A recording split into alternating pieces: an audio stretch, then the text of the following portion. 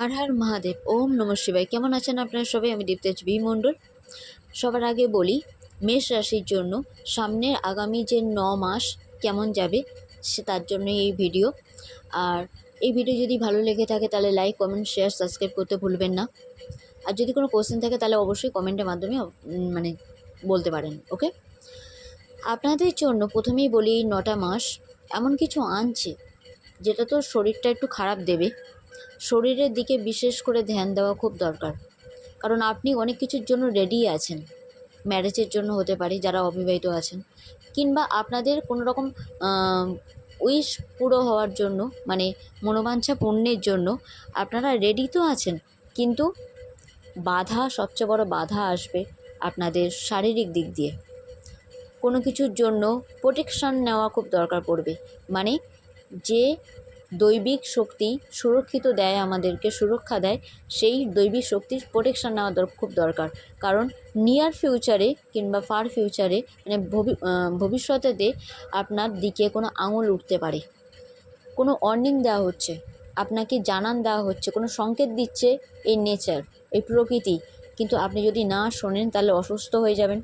আপনি যদি না শোনেন তাহলে অটোমেটিক আপনি ফ্রাস্ট্রেটেড হয়ে যাবেন, রেগে যেতে পারেন অযৌক্তিকভাবে। তাই চেষ্টা করবেন লাইট হার্টেড থাকার, চিল থাকার, মানে কুল ডাউন, রিল্যাক্স। ওকে, ফান করুন, এনজয় করুন। তবেই দেখবেন আপনার কর্মের ফল, আপনার হার্ডওয়ার্ক, যেটা গুড প্ল্যানিংয়ের সাথে, মানে খুব ভালো প্ল্যান করে করেছেন, সেখানে সাকসেস পাবেন।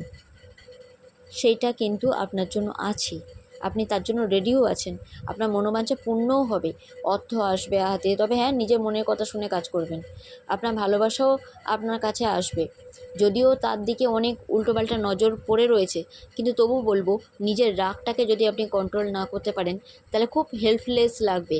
নিজের মানে কিছু রকম হয় না, ইনফরমেশান অল্প বিস্তর আছে, যার জন্য মানে সবটা নেই বলে সেটা সঠিক না। তাই সুস্থ থাকার জন্য মানসিক শান্তির খুব দরকার। নিজের রাগটাকে কমান। যদি কাউকে রেগে গিয়ে কিছু কাউকে বলে থাকেন, তাকে সরি বলে দিন, ক্ষমা চেয়ে নিন তার কাছে। আর স্পিরিচুয়াল লাভ, মানে সবাইকে একটা আধ্যাত্মিক দিক থেকে দৃষ্টিকোণ দিয়ে আপনি ভালোবাসুন। আপনাদের যতটা আপনারা আধ্যাত্মিক পথে এগিয়ে যেতে পারবেন, আপনারা দেখবেন আপনাদের মনোবাঞ্ছা তত তাড়াতাড়ি পূর্ণ হচ্ছে। ইম্পসিবল বলে কিছু হয় না। ইম্পসিবলের মধ্যেই ইমটাকে যদি আমি সরিয়ে দিই তাহলে ওইখানে পসিবল লুকিয়ে থাকে। তাই টাকা পয়সা আপনার হাতে আসবে, আপনার ভাগ্য আপনার সাথে দেবে। শুধু যে অর্নিংটা আসছে, যে সাবধানটা করছে নেচার, ভগবান কোনো না কোনো ইঙ্গিত সংকেত দিয়ে তো সাবধান করে, যে শারীরিক দিক মানসিক দিক দিয়ে বা কোনো দিক দিয়ে যে আপনারা ইমব্যালেন্স হয়ে আছেন, ব্যালেন্স করুন আগে।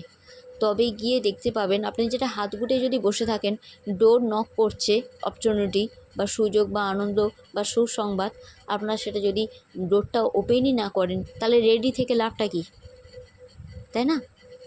আপনারা ডোরটা ওপেন করুন, তবে দেখবেন যে আপনাদের লাইফে অনেক কিছু ভালো পজিটিভ কিছু হবে।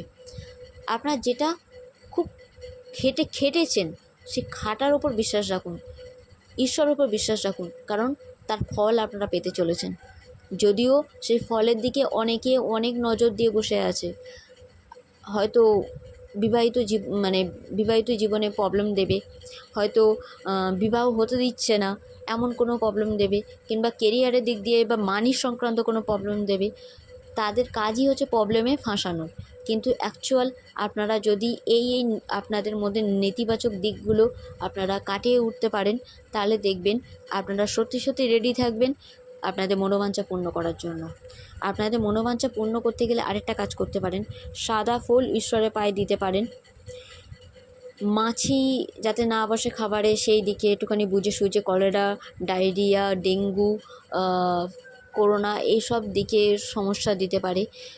কোনো কারোর বেবি হয়েছে, কোনো বাচ্চা জন্ম নিয়েছে এমন যদি কোনো গুড নিউজ পান, বা কেউ প্রেগনেন্ট হয়েছে এমন কোনো যদি গুড নিউজ পান, তাহলে জানবেন আপনার কার্যক্ষেত্রের একটা বড় বেনিফিটের জায়গা তৈরি হচ্ছে।